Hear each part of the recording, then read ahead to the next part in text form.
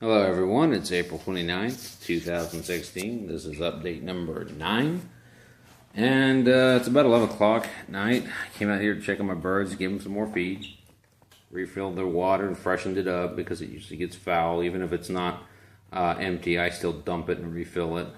I do that about twice a day, sometimes more depending on how dirty the water gets.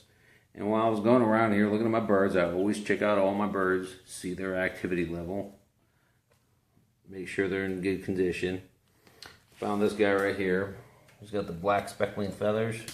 And I'm fairly certain it's a roux. I'm fairly certain this is a male. Just given the size comparison to the other birds. This guy right here, who's got his head drooping, is non-reactive to me at all. I think he's got a problem. I don't think it's bacterial in nature. I don't think he's got MG or MS or anything like that. I've seen that before. I've had a problem with it, and I've treated for it in prior flocks. I've seen the symptoms. I've heard the symptoms. I know what an CRD sounds like too. I've dealt with that. It sounds like a death rattle. If you ever run across that in the chicken, you need to get them antibiotics quickly, or you're going to lose them. But this guy was limping around. I don't know if he was injured, but he's also asking really lethargic. He's been gawking or gaping his beak, opening it up, and acting like he's gaping for air occasionally. And, yeah, he's been acting really funky, and he's been breathing really fast. I mean, this bird, they look like they breathe fast. And his pace is slowed down a bit, so he's not breathing as fast. And he was panting earlier, which is something none of these other birds are doing. Well, kind of like that one over there. Kind of like, but a lot worse. But he's also twitching, behaving strangely. If you raise enough chickens, go through enough batches, you'll start just knowing when you see a bird that's in distress, that's not, his behavior is abnormal. And I'm telling you right now, based on my experience, this chicken's behavior, this little chick's behavior, is abnormal. I don't trust it. I don't think he's doing well. I don't believe it has a contagious disease, though. Otherwise, I would have put him in my separation box, which I have over here. I don't believe it's contagious. Yes, I lost another bird prior a few days ago, and just randomly died. I suspected that one probably drowned in the water, but who knows? Could have been something else. But none of them are demonstrating issues of like coccidiosis or CRD, which is a respiratory disorder in chickens. That's pretty apparent, by the way. Every time I've seen it crop up, it's gross sounding, especially in a 6-7 week old Cornish rock cross. Sounds like they have a death rattle. You won't miss it. If they have an infected lung or something to that effect, you need to get them antibiotics immediately. And I'll tell you right now, I don't believe in not treating animals, even animals that I slaughter. Some people are pro-antibiotic, other people are against antibiotic, and hey, to each their own. I'm not going to get into an ethos debate or philosophy debate on that. It's just what I do, because I think if an animal is suffering, it should be treated, taken care of. I just wish I knew what was going on with this little guy so I could treat him, make him more comfortable and better situated. But yeah, I use this tetracycline is what was available. I always keep a package of it on hand. Actually, the last package I had that I used in another batch prior to this batch, it was like the second or third batch. I can't remember. But that batch of chickens, I lost an adult chicken after I'd already mixed them. And I lost 4 of the babies. Yeah, see, there's this treats for chronic respiratory disease, what I call MG, because I'm not going to pronounce that. E. coli, basically. and MS. That's a little s. Not the neurological illness found in humans, obviously. It's a bacterial antibiotic. And he's not exhibiting symptoms of a bacterial infection. He doesn't have the stool issues that you typically see. He doesn't have the rattling. The thing that concerns me is he's got a twitch. He's like twitching. I don't know if he's like drowning in his own fluids. It's almost like that's what's happening, I suspect. It's like as he dozes off, his crop backflows his water into his beak. Because I've seen him, I wish I'd cut it on film. I've seen him lean back like he's drinking water, only there's no water to be drinking. He's not reaching over here and drinking out of the bowl. There he goes. He's doing it again. He's been doing that. He was doing it really aggressively prior to my filming. I suspect he's got some kind of weird thing going on with potentially a congenital defect. That's what I suspect. I certainly hope it's not a respiratory element, that it's just not presenting properly, or noticeably, I should say, more appropriately. And that he's drowning in his own fluids. That's what I think is going on here. I think he's drowning in his own fluids, but I suspect it's congenital, which means there's nothing I can do for him. Very frustrating.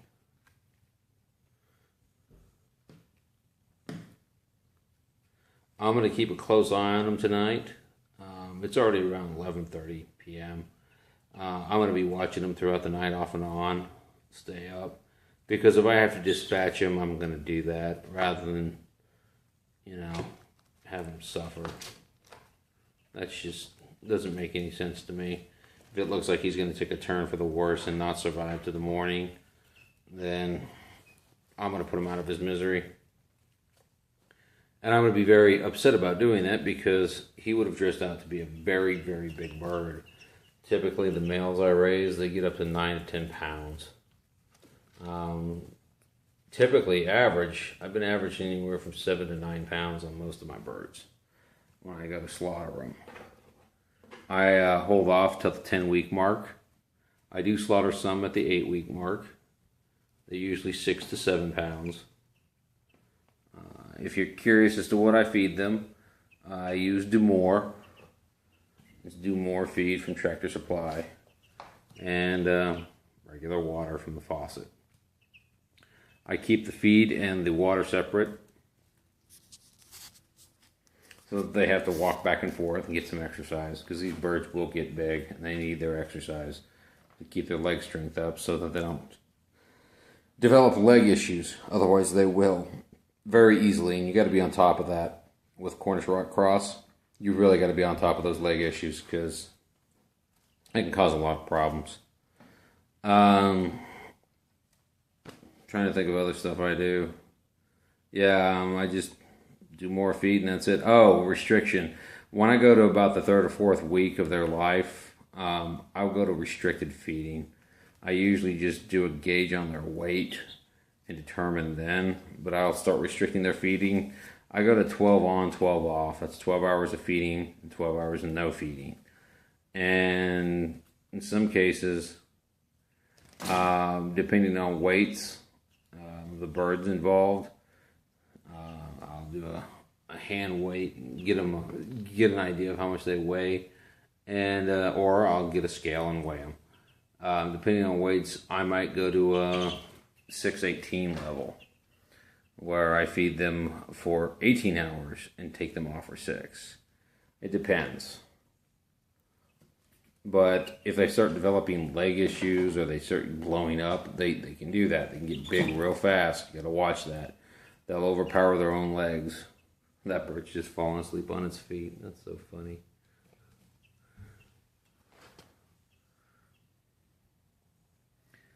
They'll get too big for their legs and they'll end up with leg problems. Again, Cornish Rock Cross famous for this. They're a meat bird. They get big and they'll end up with leg problems. if you're not careful with how you feed them. You gotta watch how much you feed them. You gotta stay on top of that. Little buddy, I see you're just looking up there. Oh man, you're making me nervous, buddy. I do not want to have to dispatch you tonight. Come on, buddy, hang in there. Get better. Pull through in the morning. I gotta tell you, I'm gonna be real mad if I have to put him out.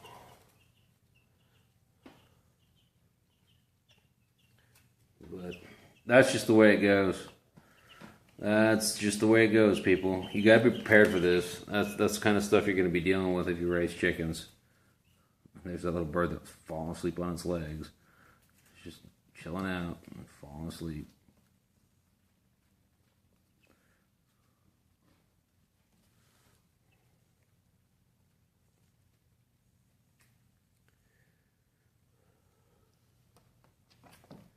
We'll call this guy Black Feather.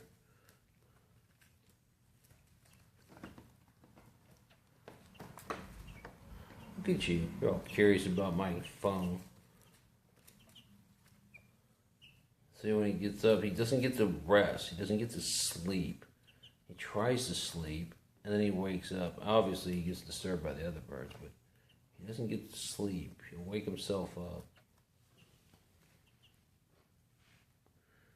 And he's not getting up and moving from the spot. That's the other thing. Typically, when a bird's rested for a little bit, it'll get up and move like these other birds are moving around.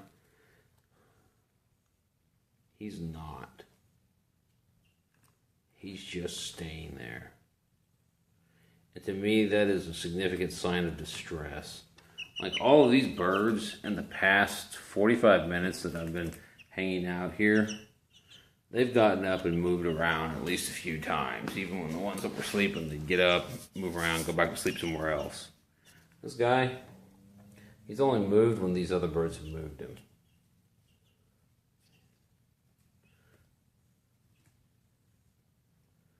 Yep. I don't have a lot of hope here, but I'm going to try and remain optimistic. I really don't want him to die. I've already lost one bird. I don't want to lose another. Well, that's the update for April 29th, 2016. Y'all have a good one. Oh, man. He's doing something. Well, I've got to watch this bird, so I'm going to go ahead and sign off. Y'all take it easy.